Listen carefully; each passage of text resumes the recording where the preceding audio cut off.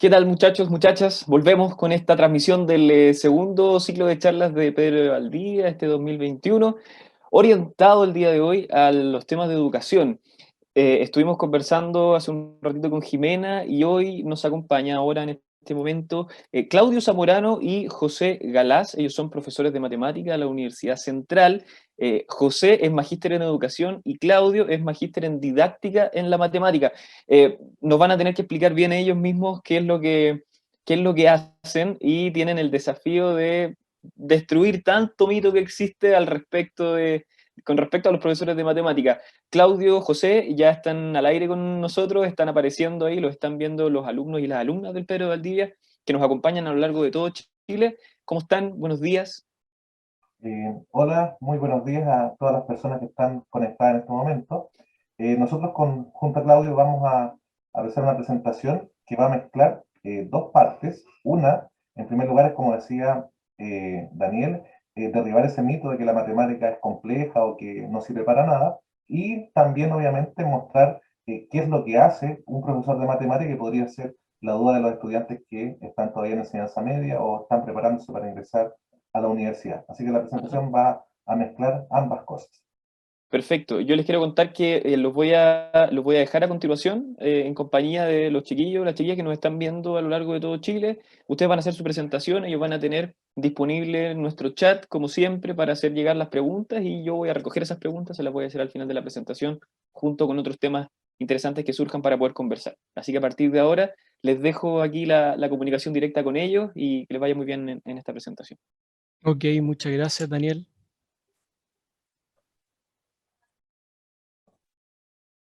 Eh, bueno, voy a comenzar la presentación. Le pido a Claudio si es que me puede confirmar que esté viendo la pantalla. Se está viendo, ¿cierto? Sí, se está viendo la Sí. presentación, José. Gracias, Claudio. Miren, bueno, estimados estudiantes, la presentación tiene dos partes, ¿ya? Una primera parte que les vamos a mostrar la matemática como el lenguaje del universo.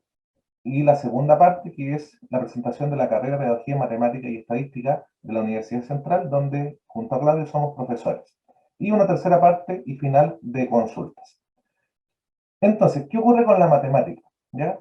Galileo Galilei, que es bastante famoso, decía que la matemática, de cierta forma, era el lenguaje con la que se escribió el universo. ¿Ya? Esa frase que está escrita ahí, podríamos resumirla de esa forma, ya que la matemática escribe el universo. ¿Por qué? Porque esa matemática nosotros la podemos ver en distintas expresiones, los triángulos, los círculos, figuras geométricas, el cuerpo humano, todos esos elementos los vemos nosotros en distintas cosas que vamos viendo a diario y que tal vez en muchas ocasiones ni siquiera nos damos cuenta, ¿ya? Entonces, esta frase de Galileo Galilei espero que les quede marcada para la presentación, ¿ya? Entonces, vamos a ver este breve video para reflexionar un poquito respecto a esta matemática.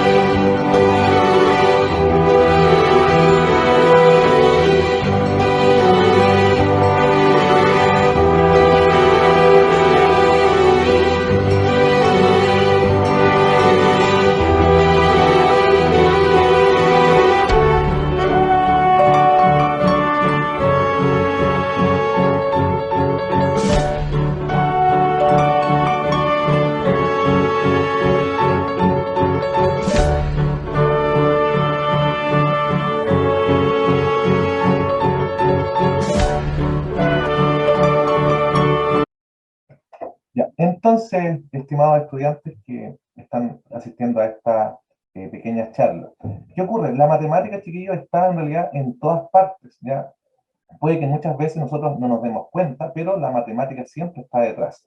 La podríamos ver, por ejemplo, en el universo, la formación de las galaxias, tal vez en una flor, en un girasol, en una pintura, en las telarañas, no sé, en ese caracol que está abajo. Entonces podríamos verlo en diferentes formas de expresión, ¿ya? Y eso es lo que vamos a ver en esta presentación inicialmente para que como que le pierdan el miedo a esa matemática y vean que no es difícil, sino que es algo, es una herramienta muy útil para el hombre.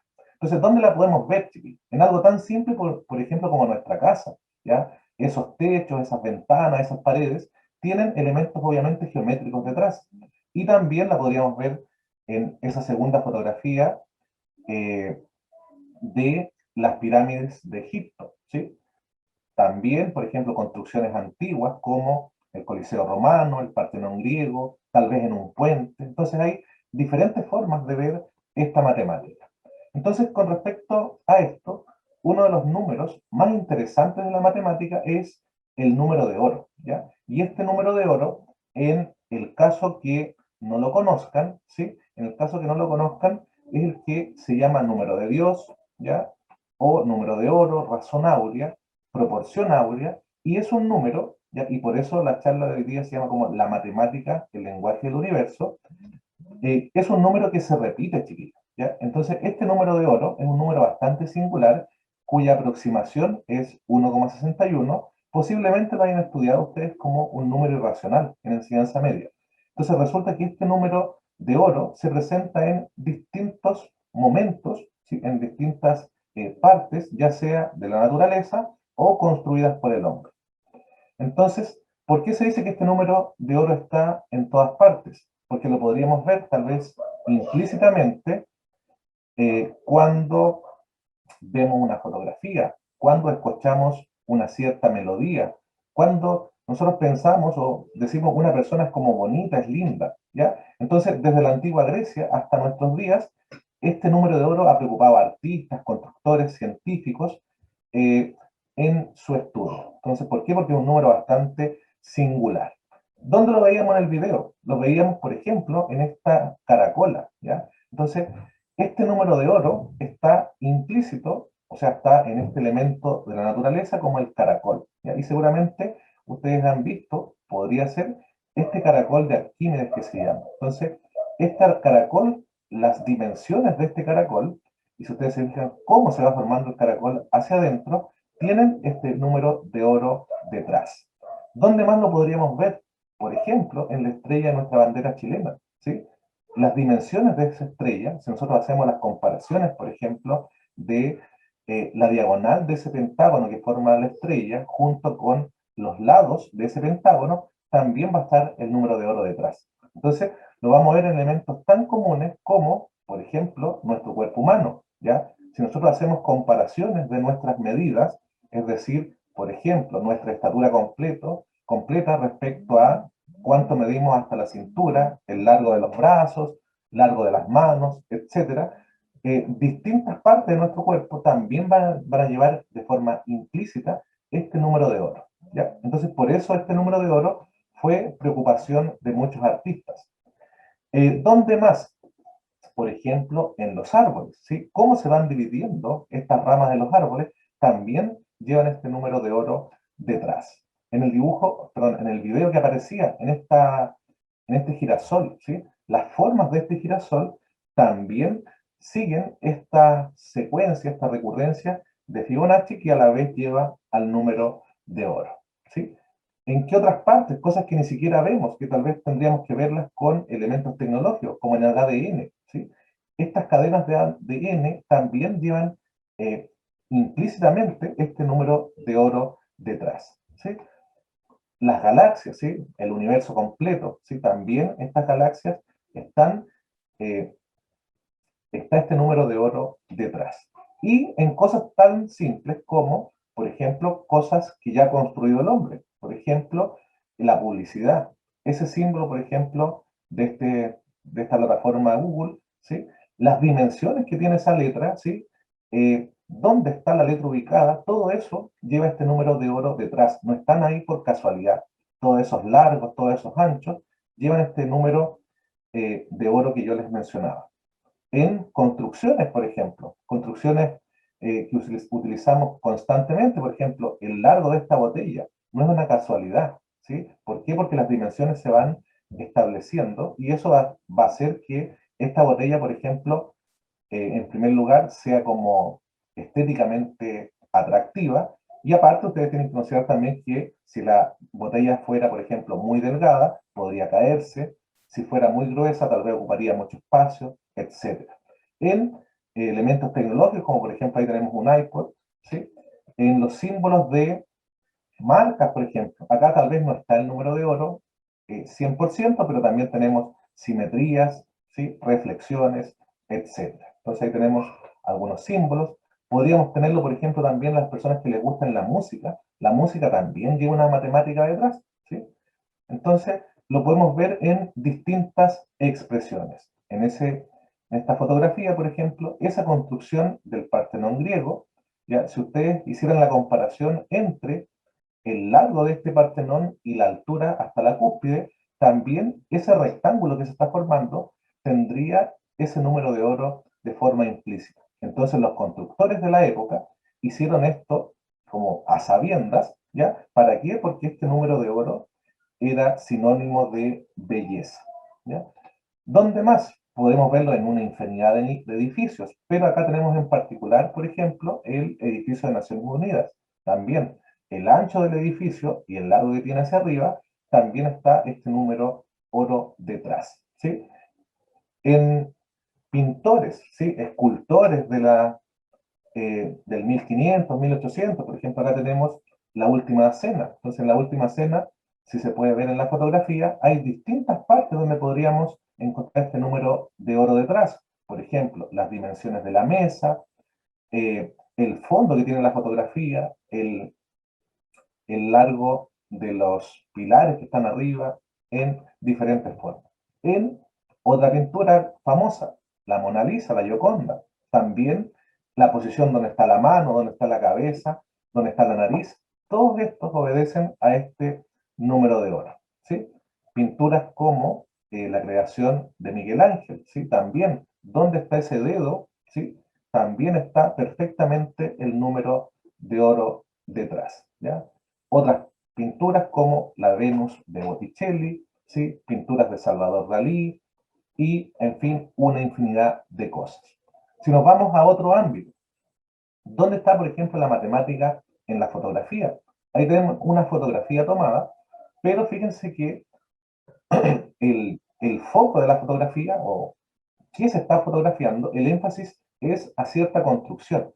Pero si seguimos viendo algunas fotografías, fíjense que esa fotografía está dividida en tres partes en horizontal y tres partes en vertical.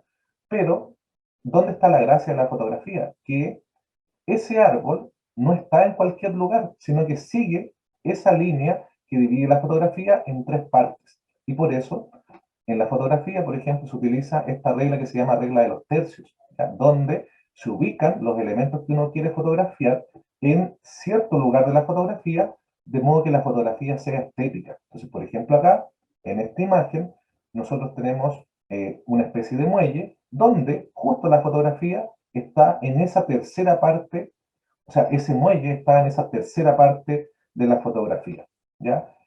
Tenemos acá más ejemplos. El faro que está en el lado izquierdo está también de forma perfecta en esa fotografía, en esa línea que la divide en tres. Y se fijan que también esa especie de isla que hay donde está el faro también está perfecta en la parte que separa el tercio en horizontal. Entonces, todas estas fotografías no están tomadas por casualidad, sino que eh, el fotógrafo, para que esa fotografía le quede como equilibrada y sea armónica, ¿ya? Hace esto como a sabiendas. Por ejemplo, en la fotografía de la derecha, el niño que está en la foto también se ubica en ese tercio, en este caso izquierdo. ¿Ya? En el caso del faro, es el tercio derecho. ¿Ya? Acá tenemos más ejemplos. ¿Ya? Tenemos un pájaro que está en una fotografía y también ese pájaro está perfectamente alineado a ese tercio de la derecha, ¿ya? Y así como ocurre con el otro ejemplo de esa pequeña flor, que también está en el tercio de la izquierda. Entonces podríamos ver la matemática en muchos, pero muchos elementos, ¿ya? Acá tenemos, por ejemplo, una mariposa, ¿sí? Esa mariposa es perfectamente simétrica, es decir, si nosotros nos fijamos, lo que está a la derecha y a la izquierda de la mariposa es exactamente un espejo, es un reflejo.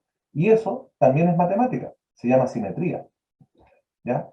Por ejemplo, acá tenemos un pájaro que está sobre el agua y el reflejo que hace el agua hace que ese pájaro esté como un espejo también. Eso se llama simetría axial. Ahí tenemos una fotografía de una montaña con un lago, que pareciera que la montaña está hacia arriba y hacia abajo. Acá también, ese efecto del agua hace que tengamos una simetría, ¿ya? Acá tenemos un puente que pasa el agua abajo y pareciera que es una circunferencia perfecta, un cilindro, ¿sí? Pero no, no es así. Es el agua el que produce el efecto de eje de simetría y por eso la figura se refleja lo que está arriba a la parte que está en el agua, en la parte inferior. Entonces, acá tenemos más elementos geométricos, ¿sí? En este caso tenemos eh, algunas, eh, algunas creaciones de Escher, que es también alguien que realiza ciertas como pinturas, ciertas creaciones relacionadas con la matemática, donde acá tenemos diferentes tipos de simetría. Si ustedes analizan la imagen, en algunos casos, hacia la izquierda o a la derecha, podrán ver que se ven distintos personajes, ¿ya? Por una parte, ya podríamos ver una mujer que yo veo que está mirando hacia la izquierda, pero también veo una mujer que está mirando a la derecha. Veo un señor de sombrero negro, como circular, cilíndrico, que está mirando hacia un lado, y veo otro señor que está mirando a otro lado. ¿Ya? Entonces, todos esos elementos son elementos geométricos. ¿Ya? En esta imagen vemos distintos pájaros de distintos colores, y ¿dónde está la gracia de esta creación? Que si ustedes recortaran uno de estos pájaros, ya sea el verde, el blanco o el que está más amarillo, si nosotros repitiéramos ese pájaro en distintas partes de la figura, nosotros podríamos embaldosar el plano completamente. Y eso es lo mismo que hacen ustedes o que han visto seguramente en sus casas o en algún lugar, como por ejemplo lo que sucede con los constructores cuando colocan las cerámicas, que completan un lugar con ciertas figuras geométricas. En algunos casos son cuadrados, podrían ser triangulares o de otra forma. Entonces, ¿cómo se llama eso matemáticamente? Se llama teselación, ¿ya? Entonces, podemos tener diferentes elementos. Por ejemplo, acá, en esta figura de Escher, tenemos varias cosas que van formando la figura, ¿ya? Hay rotaciones, simetrías, reflexiones, hay una infinidad de cosas acá. ¿Y qué nos da todo eso? Nos da, por ejemplo, que se ve un conejo, una especie de pescado, algo que pareciera ser como un murciélago, hay una especie como de hombre. Entonces hay como diferentes cosas. Hay una mariposa, una tortuga, y todo esto se ha ido formando a través de diferentes transformaciones isométricas o isomórficas. Ahora tenemos otra pintura famosa que es donde hay unas golondrinas que uno puede ver golondrinas blancas que van hacia un lado, golondrinas negras que van hacia el otro. Entonces, esa es la gracia de esta figura. Y bueno, ¿dónde vamos a ver la matemática también? En distintos lugares, como por ejemplo, construcciones que ha hecho el hombre, por ejemplo, este puente, eh, ese acueducto, ¿sí? Es un acueducto romano, ¿ya? También tiene la geometría detrás. Y acá un poquito más cerca de donde estamos nosotros, en Chile, ahí tenemos el acueducto del Mayeco, que está en el sur de Chile, que también, ahí podemos ver distintos elementos geométricos, están algunos planos, algunas rectas, que hacen que ese puente funcione hasta el día de hoy. Porque recuerden que en ese puente, por ejemplo, pasa un tren, y un tren no pesa 20 kilos, sino que pesa mucho. Entonces la resistencia de ese tren, obviamente para calcularla, utilizaron elementos geométricos, ¿ya? Entonces, bueno, eso era la primera parte de la presentación, chiquillos. Yo ahora le voy a dar el pase a mi compañero Claudio para que les muestre qué pasa con nuestra carrera, ¿sí?, de Pedagogía en Matemática y Estadística. Claudio. Gracias, José. Bueno, yo quiero tomar un poco el guante de lo que nos dejó al principio Daniel, ¿cierto? Con este tema de, a ver, qué significa la didáctica de la matemática, qué significa que hoy en día los profesores debemos tratar de poner a la matemática algo más cercano, ¿cierto? Algo que sea útil para aquellos estudiantes que lo van a que lo van a manipular, ¿cierto? Que van a vivir a través de las matemáticas.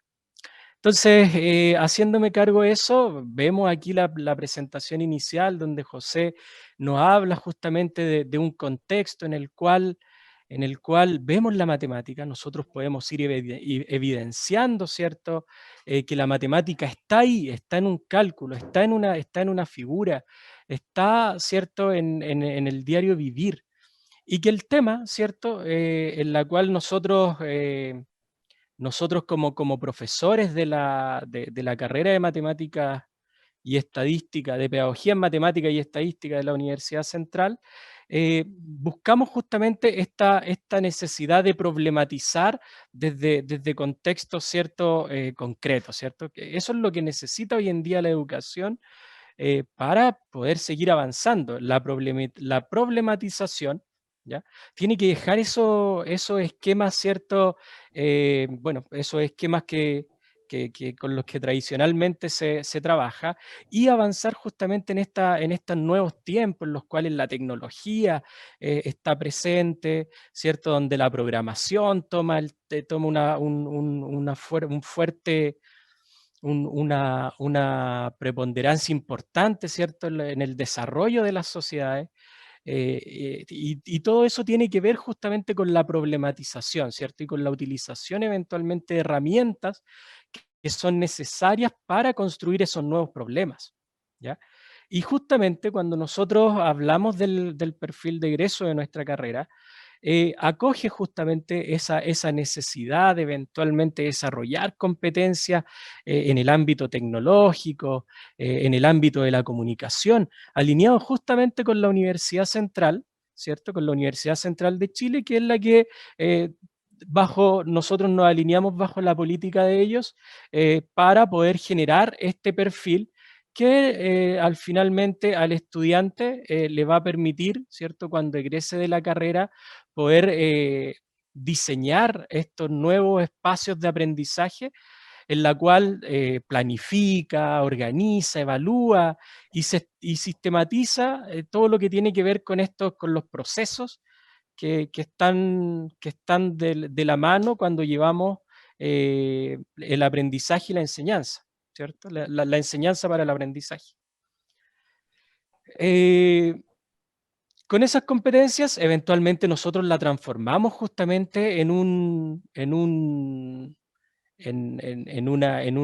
estructura, ¿cierto?, curricular que nos permite justamente ir desarrollando ciertas características las cuales va a ser importante su evolución en el tiempo. Entonces, bueno, ¿qué yo puedo ir haciendo mientras me estoy formando como un profesor, ¿cierto? Cuando yo me estoy formando, ¿qué puedo ir haciendo? ¿Qué puedo ir realizando a través de mi proceso formativo? Eventualmente, ¿cierto? La carrera en este caso es una carrera importante dentro de la universidad, porque eventualmente, ¿cierto?, estudiantes de nuestra carrera realizan ayudantías, ¿cierto?, ayudantías en la misma universidad a distintas carreras, lo que puede ser esta escuela de salud, la escuela de ingeniería.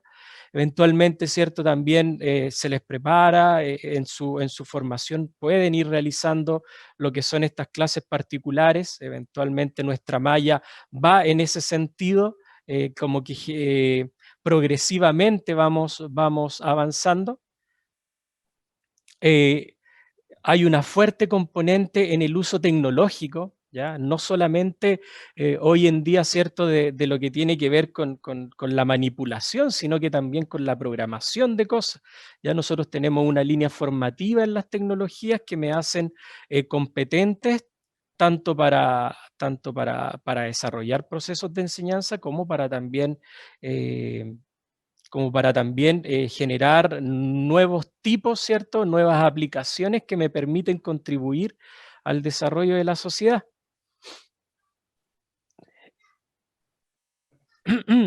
Y claro, esto de cierta manera, cuando ya empezamos una vez que ya se desarrolla este programa, el profesor de matemáticas que sale, ¿cierto?, va a tener un cierto campo laboral, ¿ya? Y el tradicional, eventualmente, el que uno encuentra al profesor de matemática y estadística de la Universidad Central, está en estos establecimientos educacionales, ¿cierto?, de enseñanza media.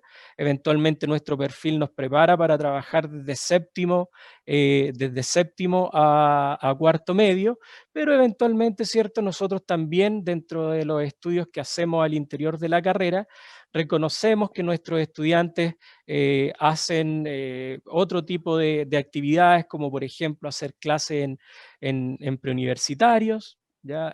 También hacen clases en centros de formación técnica, institutos profesionales, y universidades, eventualmente al complemento, ¿cierto? A complementar los estudios sobre alguna línea que les interese de lo que entrega la carrera. Y justamente también reconocemos que otros estudiantes, al tener esta fuerte formación tanto en la matemática como en lo estadístico, vemos que estudiantes están trabajando como analistas estadísticos, manipulan estas bases de datos, ¿cierto? Saben analizarlas a través de herramientas estadísticas que son desarrolladas en la carrera. En algunos casos también trabajan en editoriales, ¿cierto? Revisando textos, dando aportes también, generando textos de estudios para enseñanza media, etcétera, ¿cierto? Y otras que han ido apareciendo. Ahora, ¿qué sellos característicos, cierto, reconocemos en nuestra carrera y que son parte justamente de este desarrollo de competencias que yo les comentaba inicialmente, cierto? Que esta carrera de cierta manera trata de incorporar estos requerimientos de la sociedad, ¿cierto? Y empezamos a desarrollar estas líneas formativas que se transforman en sello finalmente del estudiante que sale de acá. Que lo que les comentaba, el tema de la formación estadística, ¿cierto? Hay una línea estadística en el cual manipulan software ligados a la estadística y hacen estudios, ¿cierto? Que por lo general se transforma en investigaciones de los propios estudiantes. Hay una línea de práctica que también es bien robusta, ¿cierto? En el sentido de que los estudiantes que ingresan a la carrera de Pedagogía en Matemática y Estadística de la Universidad Central eh, tienen esta línea a lo largo de toda su carrera. Todos los semestres ustedes se encuentran con una práctica en la cual cada una de ellas tiene un enfoque diferente, ¿ya? Y eso es interesante tanto para la experiencia como para las prácticas que ustedes, para aquellos que se interesen, ¿cierto?, en seguir con esto, les va a ser de utilidad. Tenemos la mención en TIC. Hoy en día, ¿cierto? La manipulación de las tecnologías y el uso de tecnologías para poder hacer procesos de enseñanza y aprendizaje son muy importantes. Hoy en mismo, fíjense que bajo la pandemia obligó a que los profesores tuvieran que diseñar estos ambientes de aprendizaje basados en las tecnologías y aprender justamente también a optimizar los recursos para lograr los resultados de aprendizaje para el desarrollo de competencias. Tenemos en este caso la carrera, ya nuestra carrera, si bien es pequeñita, como la reconocemos nosotros al interior de la universidad, también se destaca por esta política de puertas abiertas, ya en la cual tenemos esta cercanía con los estudiantes, ellos nos pueden preguntar en presencialidad, vemos muy seguido, ¿cierto?, a los estudiantes en la oficina, trabajan con profesores, ¿cierto?, hacen proyectos, investigaciones en conjunto. Entonces hay una buena relación en esta idea de cuerpo académico y estudiantes de la carrera. Y como les mencionaba, ¿cierto? Finalmente aquí el perfil que uno finalmente quiere buscar, esta idea del profesor investigador, ¿cierto? Y que eso se empieza a formar desde el inicio, ya desde la formación inicial. Y eso nosotros lo vemos y lo mencionamos como un sello de de la carrera, porque habla justamente de formar a profesores investigadores desde el inicio, o sea, desde que se están formando como estudiantes en esta posición de investigador. Y ahí tenemos hartos ejemplos donde, donde nuestros estudiantes han ido a exponer a distintos tipos de congresos nacionales e internacionales. ¿Ya? Aquí yo les presento a grandes rasgos lo que tiene que ver nuestra malla de nuestra carrera, ¿cierto? En rojo podemos ver las líneas disciplinares. Fíjense que yo les mencionaba el tema de las prácticas a lo largo de toda su carrera, de los 10 semestres, está asociada a una práctica inicial, ¿ya? En rojo usted puede ver las asignaturas que son propias, son disciplinares, ¿ya? Son propias de la carrera. Tenemos una parte de asignaturas que están ligadas a formación pedagógica y tenemos otras asignaturas, ¿cierto? Que en este caso son este color más eh, fucsia, anaranjado, no sé cómo decir, pero fíjense que ahí tenemos el rojo en lo matemático, el plomo en lo pedagógico y este otro color, cierta punta de estas asignaturas transversales que apoyan justamente lo que nosotros queremos formar en la carrera. Y ahí, ¿cierto?, le damos el enfoque eventualmente a cada uno de los años sobre los cuales se va desarrollando esta formación de profesores. Y en el primer año nosotros reconocemos eventualmente que hay una necesidad de retroalimentar aquellos conceptos que son de la enseñanza media, ¿cierto? Y que tienen que ser abordados desde una perspectiva, ¿cierto?, un poco más amplia, pero toma esos contenidos para poder formar una base sólida en aquellas asignaturas que van a ser parte del currículum que ustedes van a enfrentarse cuando sean profesores, ¿ya? Ahí pueden ver, ¿cierto?, en rojo que está todo esto que tiene que ver con el lenguaje matemático, la introducción, la geometría y el taller TICS, ¿cierto?, tanto a nivel general como a nivel ya más específico en la geometría. Vemos también que hay ramos de educación inclusiva, ese es un tema importante hoy en día. Nosotros tenemos que saber generar procesos de enseñanza para todos, ¿cierto? Y todas.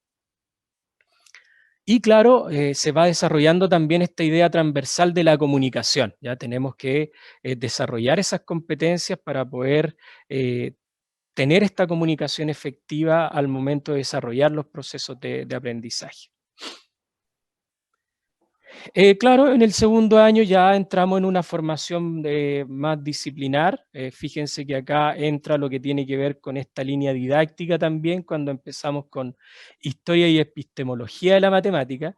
Fíjense que ese ramo marca el inicio de lo que es esta línea didáctica dentro de la carrera, porque justamente es importante reflexionar sobre lo que nosotros hacemos, sabiendo eventualmente de cómo ha evolucionado en el tiempo, ¿ya? Tanto la matemática como la educación matemática.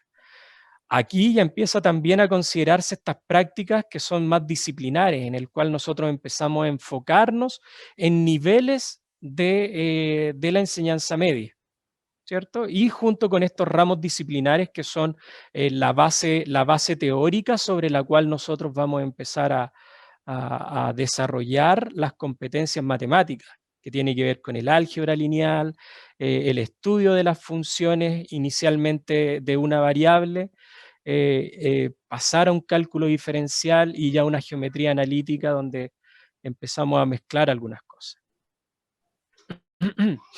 En el tercer año ya estamos hablando de álgebra lineal, álgebra abstracta, ya ramos disciplinares que son propios, y comienza la línea estadística, ¿cierto? Esto que yo les hablaba que se transforma en un sello finalmente, comienza en el sexto semestre como parte de esta formación disciplinar, que parte en el sexto y termina justamente al finalizar la carrera.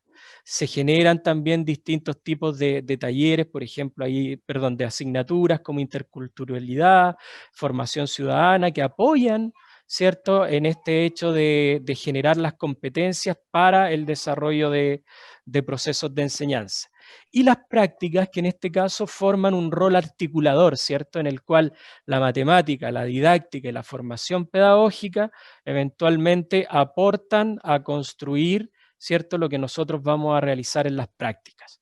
Además, se agrega inglés, atendiendo a que nuestros estudiantes, ¿cierto?, por lo general se les está solicitando estos cursos de inglés porque los colegios, bueno, porque hay una cierta cantidad de colegios bilingües que le solicitan al profesor saber inglés, ¿ya?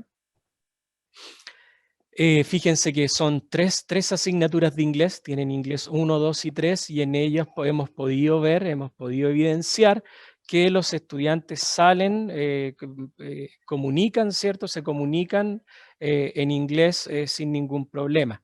Las prácticas nuevamente aparecen como un tema articulador, ¿ya? Como una línea estratégica fundamental, porque es donde se articula lo pedagógico, lo didáctico y eventualmente lo disciplinar. Y fíjense que en estos semestres, séptimo y octavo, aparecen estas dos asignaturas ligadas a la física, ¿ya? Porque hoy en día, claro, el profesor de matemática,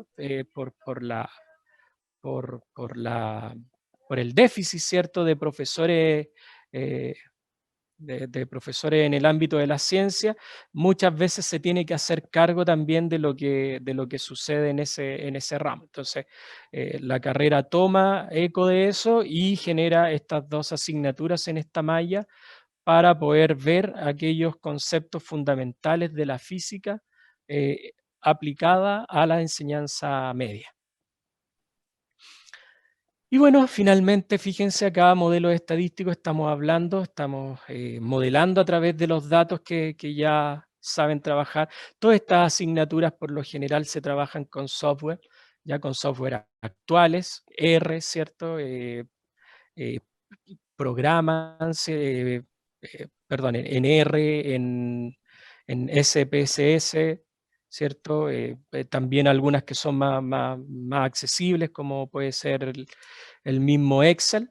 Ya se comienza a generar modelos estadísticos que les van a servir para investigaciones. Y el tema de la línea de TICS, eventualmente en este ámbito ya están los estudiantes programando, ¿cierto?, distintos tipos de aplicaciones, que es lo que hoy en día se necesita, ¿cierto?, en la enseñanza media. Pues, se generó se hizo un ajuste, ¿cierto?, a los programas, y en ese ajuste los profesores deben hacerse cargo de una mención que tiene que ver con esta programación en TICS, donde el estudiante tiene que saber generar aplicaciones y programar, ¿ya? Python por lo general es lo que uno, por lo que alcanzan a ver. O sea, pues por sobre lo que trabajan. Y bueno, conociendo ese lenguaje, eventualmente pueden modificar algunas cosas y ir conociendo otros. Esta idea ya de seminario de título, fíjense que esta parte es importante porque aquí hay un acompañamiento, ¿cierto?, de un profesor en el desarrollo de una investigación. ¿Ya? Está este seminario de título 1, 2, que son esta parte culmine en el cual el estudiante realiza su estudio de su investigación. Y fíjense que también está esta práctica profesional 1 y 2, que son ya cuando el estudiante se hace cargo de una unidad, ¿cierto? Y lo trabaja junto con el profesor de la asignatura y un profesor que va a estar a cargo de él en el establecimiento sobre el cual esté haciendo esta práctica. Y bueno, eso, darles gracias a aquellos que ¿cierto?, que nos escucharon, y estamos abiertos a las consultas que ustedes quieran realizar. Gracias, Daniel.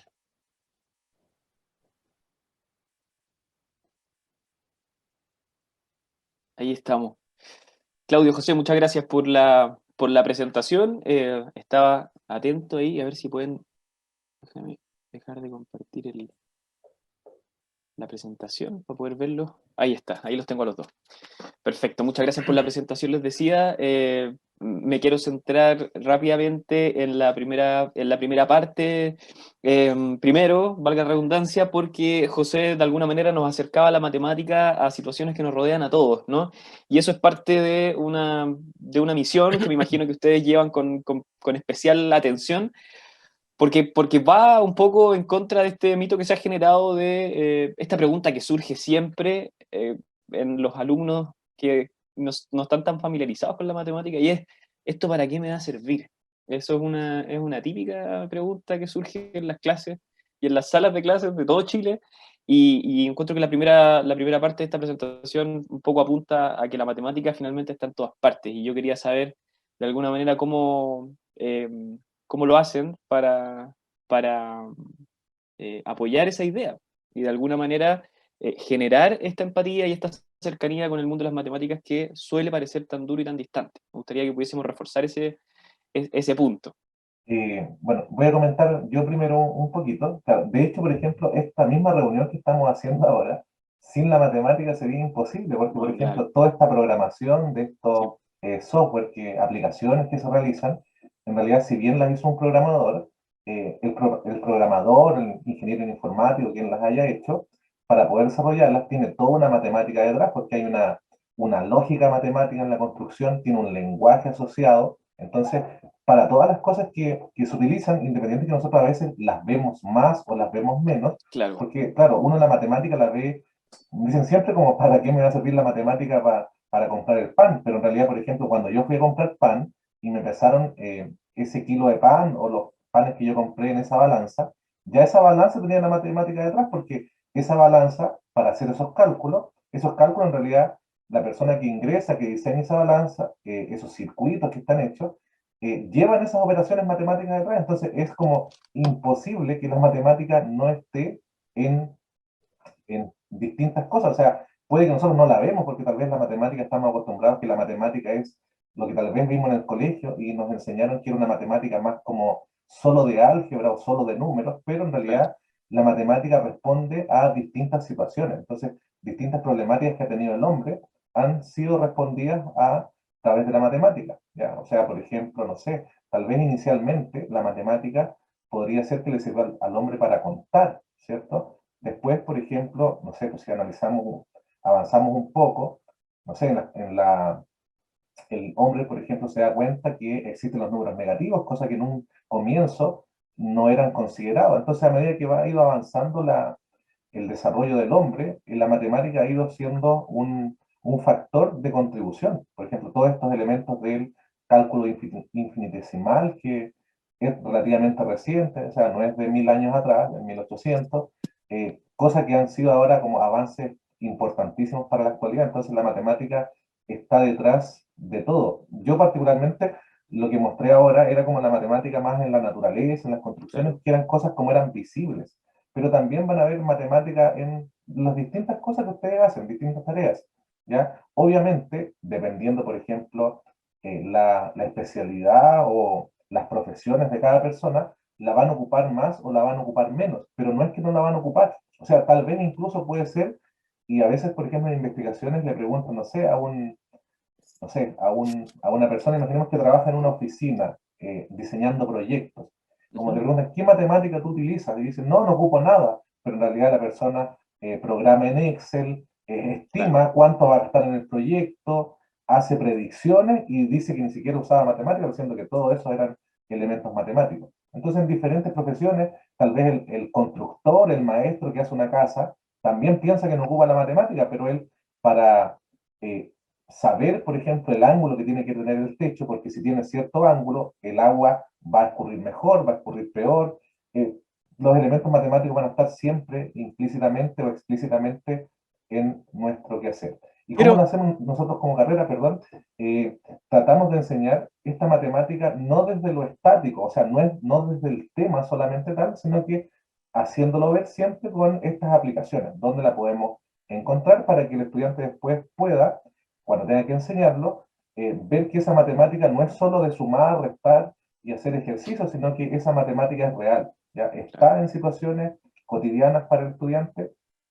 Eso, no sé, me iba a Mira, decir algo, Daniel. quiero profundizar un cortito en esta idea que en esta gran variedad de cosas que dijo José, eh, que esta idea de que el profesor hoy en día tiene que hacer un cambio, el profesor como agente de cambio, ¿cierto? Tiene que pensar estas nuevas problemáticas, ¿cierto?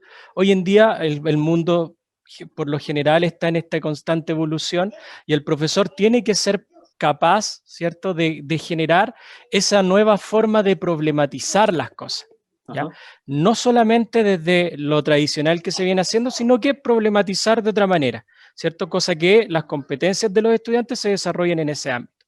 Y por eso es tan importante lo que dice José, que siempre hay matemática detrás, en esto mismo que nosotros estamos haciendo, ¿ya? ¿Y por qué es importante la línea disciplinar teórica de nosotros?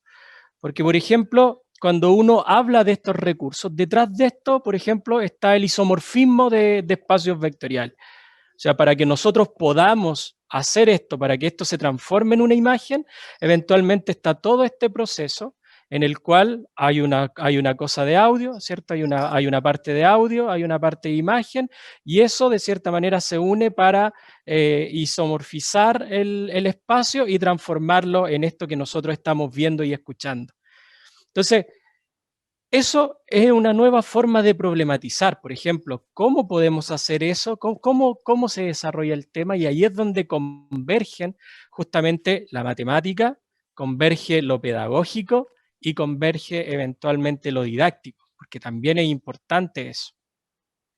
De todas maneras, de hecho, creo que en esa transición que acabas de graficar está un poco el ejercicio que estamos haciendo. O sea, esta materia de la cual tú me hablas, que no te entiendo absolutamente nada, cuando tú me hablas de la expresión que tiene, la expresión final que estamos compartiendo todos en esta transmisión, inmediatamente la percepción de ese contenido lejano se transforma en algo que yo puedo incorporar a mi cotidianidad y eso marca una diferencia. Yo diría que la reflexión principal que le vamos a dejar en este caso a los alumnos, es que justamente esta matemática un poquito alejada de lo que ellos consideran la realidad, que suele rondar la vida en el colegio, cambia mucho una vez que se deciden a estudiar la matemática en la universidad. Y eso abre la cabeza de manera impensada, sobre Ojo, todo en esta generación tecnológica. O sea, la relación con la tecnología tiene muchísimo que ver con la matemática y ahí también se abre un campo laboral que es gigante, importantísimo en todo lo que es el tráfico de datos y en el diseño web y todo eso. O sea, es un mundo que va un poquito para allá. La matemática es de las cosas que no queda atrás en medio de toda esta transición inmensa que estamos generando. Eso también tiene que poder verse como una oportunidad para estos alumnos que nos están escuchando.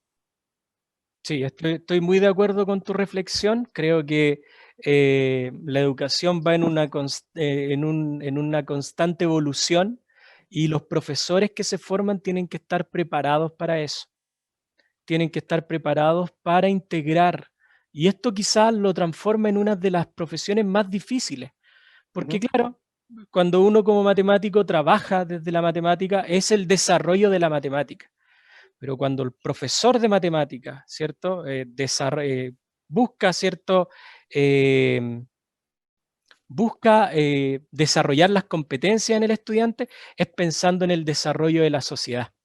Muchas veces cuando uno le pregunta a un ingeniero o un matemático, oye, ¿por qué? Quizá el matemático le va a decir, porque la matemática tiene su forma de evolucionar. Pero cuando a alguien le pregunta a un profesor, le dice, oye, ¿por qué? El profesor tiene que integrarlo justamente a esta utilidad que tiene, ¿cierto? Ver eventualmente dónde se evidencia el concepto mismo, ¿cierto? De tal manera que podamos integrarlo con esta sociedad del futuro, este análisis de datos, ¿cierto? Los datos que tanto se habla. En ese sentido, justamente avanzar en el desarrollo del profesor de matemáticas. Ujú. Chiquillo, muchas gracias por la presentación. Vamos a empezar a despedir ya por una cuestión de tiempo. Muchas gracias por el tiempo, por abrirnos un poquito la mente en torno a estos temas que estamos conversando. La conclusión es que hay pega y hay desafíos, así que tomar este camino de la matemática tiene mucho sentido y vale mucho la pena para todos aquellos estudiantes que nos están escuchando y que les gustan los números, les gustan las matemáticas.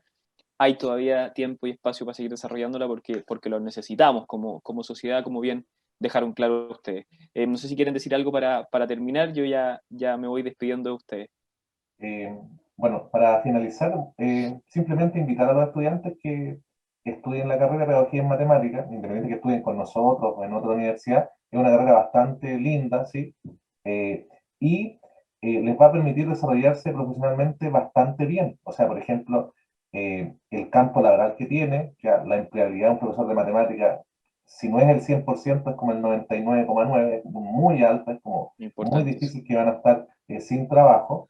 Y también después, obviamente, que ustedes estudian una primera carrera, pueden seguir perfeccionando, sacar un magíster, un doctorado, y deberían tener como un buen pasar profesional. Entonces, es una carrera bastante interesante y en nuestra carrera particularmente, dentro de los sellos que tenemos, es que incluso nosotros como que hacemos el supuesto que ustedes la matemática de enseñanza media no la sabían al 100%. Entonces partimos como casi de cero, tomamos ese elemento de enseñanza media y en base a eso empezamos a construir hacia arriba hasta llegar a una matemática ya mucho más profunda y más como justificando las cosas que tal vez hacíamos en enseñanza media. Así que la invitación está abierta, es una carrera bastante linda que les va a abrir los ojos de cierta forma. Así que le doy la palabra a Claudio para que dé algún mensaje final.